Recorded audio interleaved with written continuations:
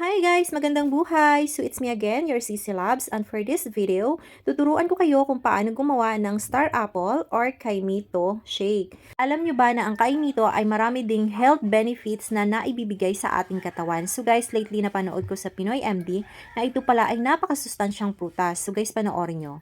Ang kaimito hindi lamang daw masarap kundi hitik din sa sustansya. Katunayan, ayon sa Philippine Institute of Traditional and Alternative Healthcare o PITA, ang kainito ay mayaman sa vitamin C, vitamin B complex at fiber. Itong mga nutrients na to ay nakakatulong upang mapataas o mapalakas ang ating immune system.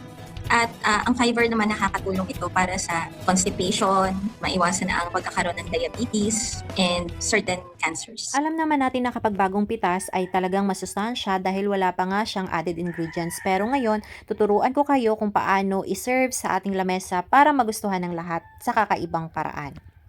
So sa paghiwa nga nito guys, ang gagawin nyo lang, so kukuha kayo ng isang buo, and then gagayatin lang natin siya pa ganito ang gayat natin. So, yan. So, pag naramdaman nyo na parang tumigas na, ibig sabihin, naabot na ninyo yung buto niyan. So, ang gagawin ninyo, iikutin na lang ninyo ng ganyan. Para hindi natin mabasag yung buto. Ayan. So, at pagkatapos, i-twist lang natin siya para mabilis natin siyang mabuksan. So, ayan guys, ang ating unang nabuksan. So, kita nyo naman napakaganda at napaka-violet talaga ng loob.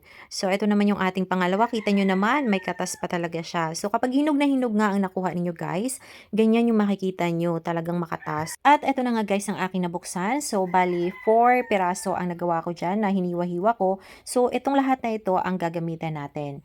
So, next natin gagawin dyan ay tatanggalan lang natin ng buto dahil guys, medyo mapaklayan yung buto niya, mapait. So, hindi natin siya pwedeng isama dahil magkakaroon ng ibang lasa yung ating Kaimito Shake. So, meron pa bang mga adult na mahilig neto? Kasi ang alam ko talaga, karamihan ng mahihilig dito, mga bata lang eh. Kagaya ko, nung bata pa ako, talaga mahilig ako dito. Pag nakakita ako ng puno at may hinog, talagang inaakyat namin yan at kinukuha yung hinog. Pero ngayon, hindi ko na talaga siya halos pinapansin. Bira lang ako makakita nito. Hanggat sa napanood ko nga yung information galing sa Pinoy MD, saka lang ako nagkaroon ng interest again. Kaya, ginawan ko siya ng content para ma-share din sa inyo. So guys, tuloy-tuloy lang natin siyang tatanggalan ng buto. And after that, ito na po yung gagawin natin. So, tatanggalin na natin siya doon sa kanyang pinaglalagyan at ililipat na natin siya dito sa ating malinis na bowl.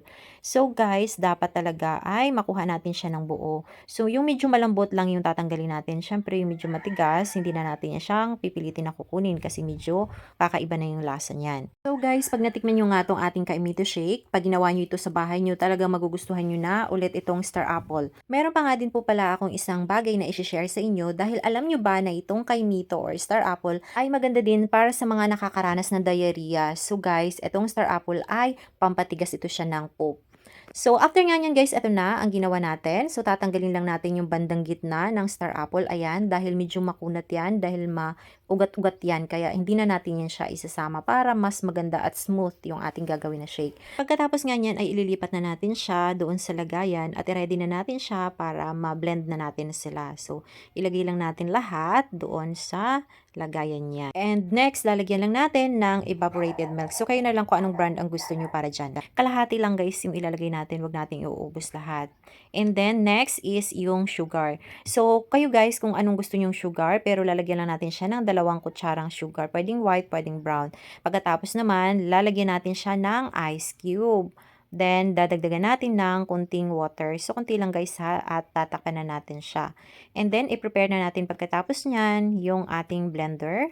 So, ipatong lang natin siya dito guys para ready na at i-blend na natin siya. So, yan na po siya. I-blend lang natin ang lahat ng ingredients na nilagay natin doon. So, kayo na lang bahala ha, mag-adjust. Kung medyo matamis, dagdagan nyo ng kunting tubig. Kung kulang naman, ilalagyan nyo na lang din siya ng additional na tamis. So, guys, lagi nyo lang tatandaan na hindi rin maganda na sobrang tamis yung ating sineserve. Yung sakto lang para healthy pa din siya. At eto na nga ang ating Star Apple or Kaimito Shake. So, alam ko guys na magugustuhan nyo din to dahil natikman ko na to dati at ang sarap talaga nito. Kung sa tingin mo nga na ang video na to ay makatulong, so you can follow me and you can share this also. Thank you!